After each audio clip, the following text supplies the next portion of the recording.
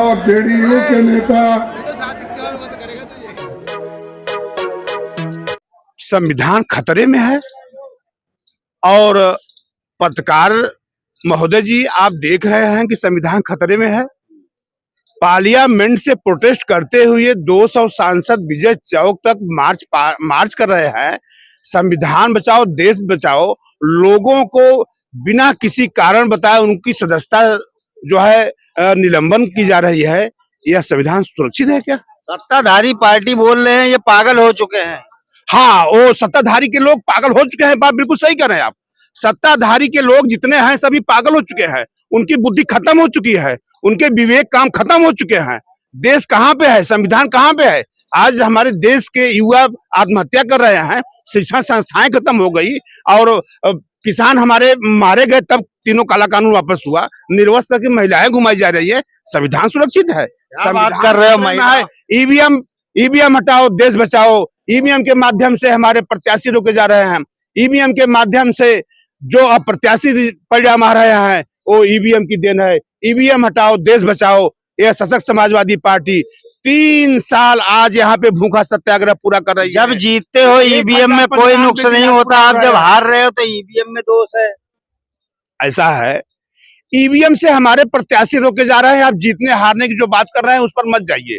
हमारे प्रत्याशी रोके जा रहे हैं ईवीएम से। अच्छा, हाँ, हमारे देश की कल एक मित्र मिले थे। उन्होंने कहा कि अरे देश की जनता बहुत है, हमारे प्रत्याशी बहुत हो जाएंगे, इसलिए ईवीएम में वो जो है सेट किया जाता है। ईवीएम में सेट किया जाएगा क्या? एक व्यक्ति एक विचार है, एक पार्टी एक विचार है। आपको कहाँ से लगता है देश हमारा खत्म करके लोकतंत्र को नहीं बचाया जा सकता? आपको कहाँ से लगता है देश खतरे में है?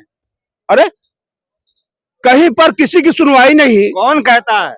पूरा जी तुरंत इंसाफ करते हैं। हाँ, सही कह रहा है। 3 महीने बाद जब निर्वस्त्र करके महिलाएं घुमाई गई थी मणिपुर में, तीनों ने 3 महीने बाद बोला था, उसे आप तुरंत मान सकते हैं। पत्रकार लोग तुरंत मान सकते हैं कि तुरंत एक्शन लिया उन्होंने।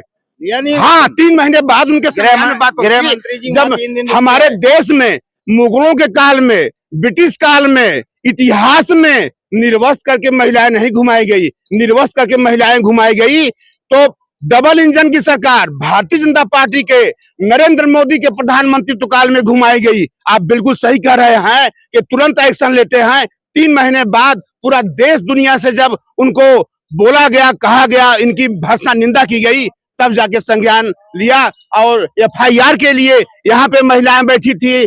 आप जो है हिंदू विरोधी हैं, आप हिंदू विरोधी हैं, टुकड़े टुकड़े गैंग के आदमी हैं। ऐसा है, मैं संवैधानिक बात कर रहा हूँ। संविधान के मुताबिक देश चलेगा।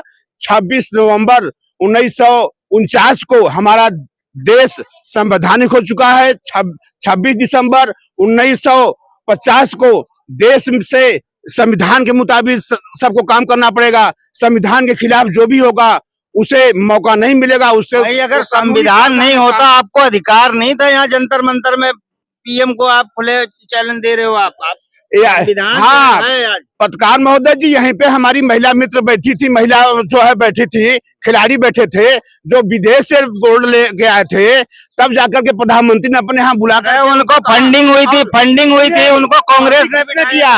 और यहीं पर 3 बजे भोर में उन सबको खींच करके गाड़ियों भर करके मार घटा दिया गया। कांग्रेसियों ने, कांग्रेस जो है सरकार को बदनाम कर रही है। उनको फंडिंग देके भूपेंद्र सिंह हुड्डा के द्वारा यहाँ महिला पहलवानों को बिठाया गया था। ऐसा है, पूरा देश, पूरी दुनिया जान रही है। विश्व के दूसरे देश के खिलाड़ी भी निंदा कर रहे थे कि वहां पे खिलाड़ियों की बात क्यों नहीं सुनी जा रही है। सुनी गई, जब पहुंच गए, वो नौकरी पे है, आज भी नौकरी कर रहे हैं। जो एक्यूज था, क्या वो जेल गया? था ही नहीं, वो सांसद के अंदर निर्दोष कैसे हो जाएगा? क्यों? जांच प्रणाली पे भी जब वहाँ पे एफआईआर होते ही तुरंत अरेस्ट की व्यवस्था है, तो उसको अरेस्ट नहीं किया गया, उसको मौका क्यों दिया गया? ये जो है, जब किसान हमारे मारे गए, वहाँ पे जो 8 लोगों को, 8 किसानों को राहत दिया था, उसका फादर केंद्र में जो है केंद्रीय मंत्री है, अभी तक उसको नहीं हटाया गया। जिसने रौंदा था वो जेल काट रहा। आप पत्रकार महोदय जी एकदम देश को बताइए, सत्ता पक्ष को मत लिखिए, देश नहीं चल पाएगा। आप जो असली आवाज है उसको लिखिए। सत्ता को लिखने से, सत्ता की बात बोलने से देश नहीं चलने वाला है। कैसे चलेगा? सत्ता दमनकारी नीति को अपना चुका है। बैजनाथ जी कैसे देश चलाएंगे आप? देश चलेगा संविधान के मुताबिक चलेगा, दमनकारी नीति से देश नहीं चलेगा। जो भारतीय जनता पार्टी दमनकारी नीति अपनाई हुई है, इससे देश नहीं चलेगा। देश संवैधानिक है, संविधान सबको हक अधिकार है। प्रत्याशी कोई हो, अगर नहीं पार्टी बना सकता है, यहाँ प्रत्याशी हो सकता है। इतनी आवाज नहीं बुलंद कर सकते। हाँ, तो महिलाओं को 3 रात यहाँ से हटा दिया गया, वो भी संवैधानिक थी। क्या गलत थी? वो धरने पे बताइए बिठाया आप। गया था, कांग्रेस वाले बिठाए थे उन्हें।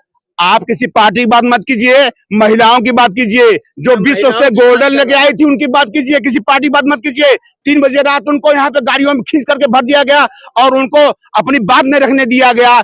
यह देश में जो संविधान खतरे में है, ये नहीं चलेगा। संविधान खतरे में है, ईवीएम हटाओ, देश बचाओ। ईवीएम से हमारे प्रत्याशी रोके जा रहे हैं, संविधान खतरे में है। पार्लियामेंट के सामने जो है लोगों को बिल्कुल उनको निलंबित किया जा रहा है, सांसदों को। वो मार्च कर रहे हैं, उनकी सुनवाई नहीं हो रही है।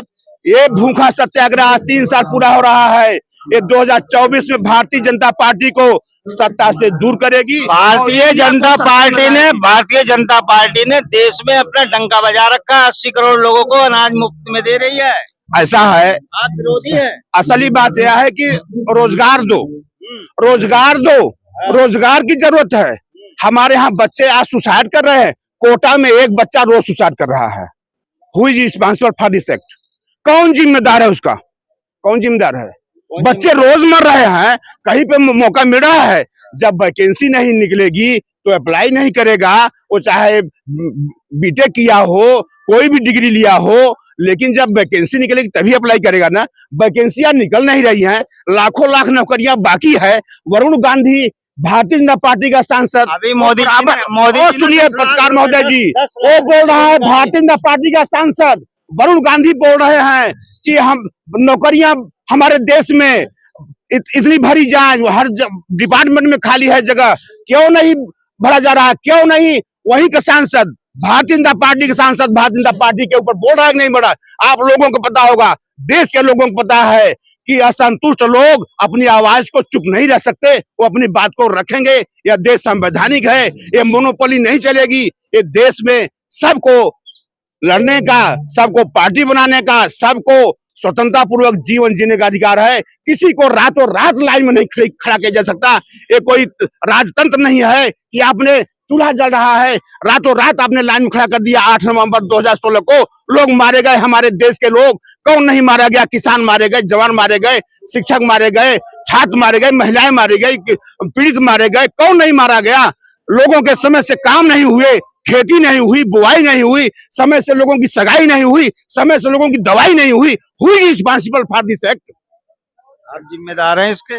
देश का जो प्रधानमंत्री है वो जिम्मेदार है। वो तानाशाही रवैया अपना करके देश को चलाना चाह रहा है। देश की जनता महंगाई से त्रस्त है, लोग आत्महत्या कर रहे हैं। ये देश की जनता सिरे से खाली कर चुकी है। 2024 में भारतीय जनता पार्टी को कहीं भी खड़ा होने का मौका नहीं मिलेगा। इनके प्रत्याशी जनता के बीच से भगा दिए जाएंगे। आप देख लीजिए 2024। आप जितना विरोध कर रहे हो उतनी उनकी सत्ता आ रही है। अभी 5 राज्यों में वापसी आए हैं, अभी 2024 में भी नहीं आएंगे। देखिए, उन्होंने बोल दिया। आप विधानसभा से लोकसभा को मत देखिए। 2 करोड़ नौकरी हर साल मिलेगी। क्या लिखा है इसमें? 10 लाख दे तो दिया। 10 लाख दे तो दिया। अभी 2 करोड़ 10 वर्ष का जोड़ो ना, कितना होता है? 20 करोड़। 20 करोड़ की जगह 10 लाख। कौन सा अनुपात है आपके पास कि 20 करोड़ की जगह 10 लाख नौकरी देके आप छाती पीट रहे हैं? हिंदुओं की सरकार है, आप हिंदू मिलेगी। यही झूठा प्रधानमंत्री, यही झूठा प्रधानमंत्री हर जगह लाल किले से पूरे देश में दुनिया में बोल रहा है 2 करोड़ नौकरी। झूठा आश्वासन देकर के कुर्सी पर हासिल करने वाला ये तानाशाह प्रधानमंत्री 2024 में जनता कहीं भी खड़ा होने का मौका नहीं देगी। और 2024 में इंडिया सत्ता में आती है, जांच कराया जाएगा और दोषियों को जेल में डाला जाएगा। इंडिया वहां काम कर रही है, सशक्त समाजवादी पार्टी वहां काम